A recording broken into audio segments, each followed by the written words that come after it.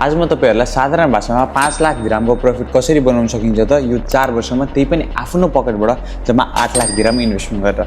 So यो रहेको छ दुबईको म्याप, जहाँनेर यो रहेको छ तपाईहरुको शेख जायद रोड, जहाँनेर चाहिँ यो रहेको छ तपाईहरुको चाहिँ मेट्रो स्टेसन। सो यहाँनेर जुन चाहिँ प्लट देखिरहनु भएको छ, यहाँनेर शोभा एउटा ए ग्रेड डेभलपर लिइरहेको छ आफ्नो सेन्ट्रल भन्ने प्रोजेक्ट, जहाँनेर चाहिँ तपाईलाई म दिलाउनु वाला छु एउटा 1 bedroom apartment at the price of 1.8 million dirhams. तर तपाईले यो 1.8 मिलियन दिरहम्स एकैचोटी पेमेन्ट गर्नु पर्दैन।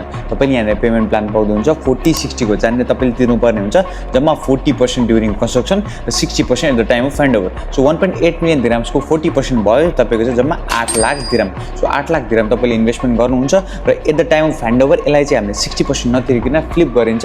किन भन्दाखेरि तपाईको चाहिँ यो साइडको एरियामा अहिले हेर्नुहुन्छ भने दुबई मरिना या फिर जेएलटीमा अहिले 1 बेडरुमको रेडीको प्राइस चलिरहेको छ 2.3 मिलियनको आसपासमा। सो यसलाई चाहिँ हामीले at the time of handover flip गरिन्छ भने we can easily flip at the price of 2.3 million dirhams, जहाँनेर चाहिँ हामीले चाहिँ 8 लाख दिरहम मात्र इन्भेस्टमेन्ट गरेर 5 लाख दिरहमको प्रॉफिट बनाउन सकिन्छ। तर यदि तपाईले यसलाई रेन्टमै लगाउन सोच्नुहुन्छ भने 60% ले हामीलाई गरिन सकिन्छ मोर्गेज र तिर्न सकिन्छ तपाईहरुको रेन्टबाट। किन भन्दा त्यसबाट रेन्ट तपाईलाई इजिली 1,50,000 दिरहमको आइ नै हाल्छ। फेरि तपाईहरु पनि गर्न चाहनुहुन्छ दुबईमा एउटा सेफ इन्भेस्टमेन्ट र यस्तै प्रॉफिट कमाउन चाहनुहुन्छ दुबईमा इन्भेस्टमेन्ट गरेर भने कन्ट्याक्ट गर्नु होला मलाई।